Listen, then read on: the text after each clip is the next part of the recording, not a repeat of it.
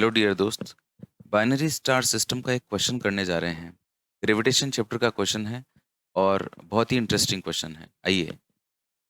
A double star is a composite system of two stars rotating about their centre of mass under their mutual gravitation attraction. सबसे पहले हमको बताया जा रहा है कि डबल स्टार सिस्टम होता क्या है। ये दो स्टार्स का एक ऐसा सिस्टम है कि जो एक कंपोजिट सिस्टम है कि तो अपने म्यूचुअल फोर्सेस के कारण एक दूसरे के चारों तरफ रोटेट कर रहे होते हैं। जैसे एक स्टार ये और एक दूसरा स्टार ये, दोनों स्टार क्या करते हैं कि जो उनका सेंटर ऑफ मास होता है उसके चारों तरफ घूम रहे होते हैं, है ना। वो उसका सेंटर होता है, उसके चारों तरफ घूम रहे होते हैं। It is consider such a double star. ऐसा मान लीजिए कोई डबल स्टार सिस्टम है which is two stars of the masses m each at a separation of l। मतलब आप लोगों ने इसे दो स्टार्स कंसिडर कर लो, ये वाला स्टार और ये वाला स्टार। दोनों के बीच की जो डिस्टेंस है वो l ले लो। अब जब ये दोनों घूमेंगे तो जो भी इनका सेंटर ऑफ मास होगा उसके चारों तरफ घूमेंगे, क्योंकि दोनों के मास बराबर है तो यार बिल्कुल मिड में इतना सेंटर ऑफ मास होगा। अब आगे हमसे पूछा जा रहा है कि if T is the time period of the rotation, अगर इनके रोटेशन का टाइम पीरियड टी है तो अबाउट देयर सेंटर ऑफ मास, तो बताओ इस टी की वैल्यू क्या होगी। तो देखो यार, क्वेश्चन को सॉल्व करने के पहले मैं आपको बता देना चाहता हूँ कि कभी भी आपको टी निकालना है तो आप लोग जानते हो कि speed is equal to distance upon time होता है। तो time is equal to distance upon speed हो जाएगा, है ना। यहाँ से हम लोग शुरुआत करेंगे। अब जैसे ये दो स्टार्स की अगर मैं बात कर रहा हूँ, ऐसे दोनों एक दूसरे की चारों तरफ घूम रहे हैं।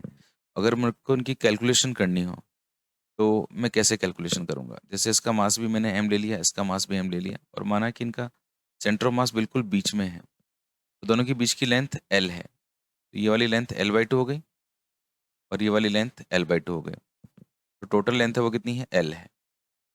अब अगर मैं इनके रोटेशन की बात करता हूँ तो ये वाला स्टार के लिए सेंटर ये वाला है, तो ये स्टार ऐसे घूमेगा, ऐसे इस ऑर्बिट में यूं ऐसे गोल गोल, ठीक है। इस तरह से इसके लिए भी यही सेंटर है और तो ये भी l/2 रेडियस के अंदर घूमेगा। तो दोनों की जो ये जो लोकस होगा वो कुछ इस तरह से एक सर्किल में होगा। अच्छा, ये वाला जो स्टार है इसकी वेलोसिटी मैंने v मान ली और इस स्टार पे एक क्योंकि सर्कुलर मोशन कर रहा है तो सेंट्रीपिटल फोर्स लगेगा। इस वाले स्टार को ये वाला स्टार अपनी तरफ अट्रैक्ट कर रहा होगा, तो जो भी फोर्स सेंटर की तरफ लगेगा वो सेंट्रीपिटल फोर्स होगा। इसका मास m और इसका मास m और बीच की डिस्टेंस l है। तो मैं कह सकता हूँ कि इस वाले मास पे सेंटर की तरफ एक सेंट्रीपिटल फोर्स लगेगा। उसकी वैल्यू ऐसे कैलकुलेट करूंगा कि this centripetal force is provided by gravitation force.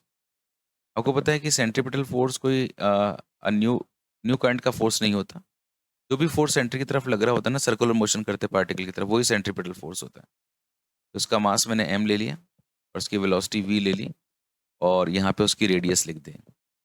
और जो फोर्स है, जो ये वाला मास इस वाले मास को अपनी तरफ खींच रहा है, जी m1 m2 अपॉन बीच की डिस्टेंस का स्क्वायर। बीच की डिस्टेंस l है। अच्छा, लेकिन जो रेडियस है पाथ की वो कितनी है, l/2। पूरी लेंथ l और रेडियस l/2। पहले तो बस मास से मास कट गया, v स्क्वायर और रेडियस l/2। इधर g m और ये l स्क्वायर। इस l से ये वाला l कट गया और ये 2 पर चला गया, तो ये 2v स्क्वायर बराबर हो गया gm अपॉन l। यहाँ से मेरे पास में v स्क्वायर की वैल्यू आ गई gm अपॉन 2l और यहाँ से मेरे पास में v आ गया रूट gm अपॉन 2l। ये जो v है यह है किसी भी एक स्टार की ऑर्बिटल वेलोसिटी आ गई। ये क्या है, किसी भी स्टार की ऑर्बिटल वेलोसिटी।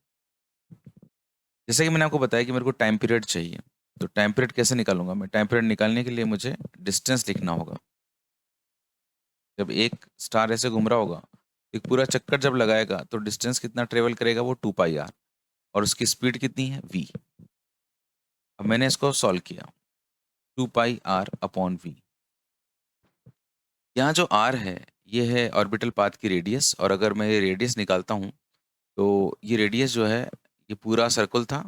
सर्किल की जो रेडियस है ये l/2 थी। r की वैल्यू जो मैंने l/2 पुट करी थी ना, तो वो यहाँ पे मैं l/2 पुट कर देता हूँ, 2πl/2। एंड जो वेलोसिटी है, ये वाली जो वेलोसिटी है ये मैंने अभी यहाँ पे कैलकुलेट करी थी, ये रही रूट gm अपॉन 2l। इसकी वैल्यू मैं root gm upon 2l put कर देता हूँ। 2 से 2 कैंसिल हो गया, है ना।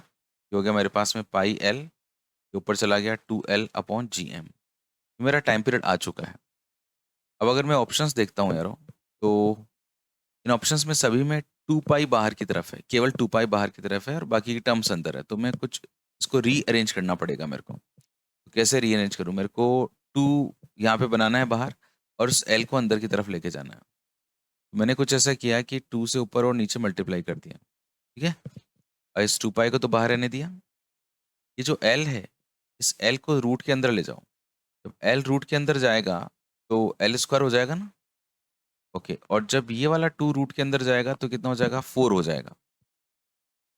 ओके जी। अब इस 2 से ये 4 कट गया 2 बार, ये हो जाएगा 2 pi root L³ upon 2GM। ये मेरे पास में टाइम पीरियड आया।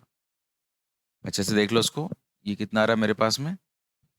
2 pi root L³ upon 2GM। तो ऑप्शंस में देखा तो 2 pi root L³ upon 2GM, this is the correct answer.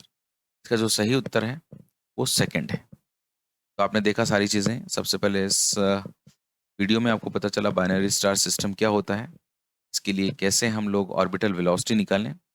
Orbital velocity अगर मिल जाती है और रेडियस मिल जाती है, तो अगर हम इसको सॉल्व करेंगे we will get the answer. Okay, so this is a very important profile.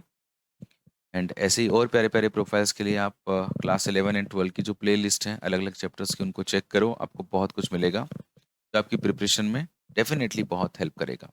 आपने जो भी सपना देखा अपने सुंदर भविष्य के लिए, ईश्वर से दुआ करता हूँ कि वो पूरा हो।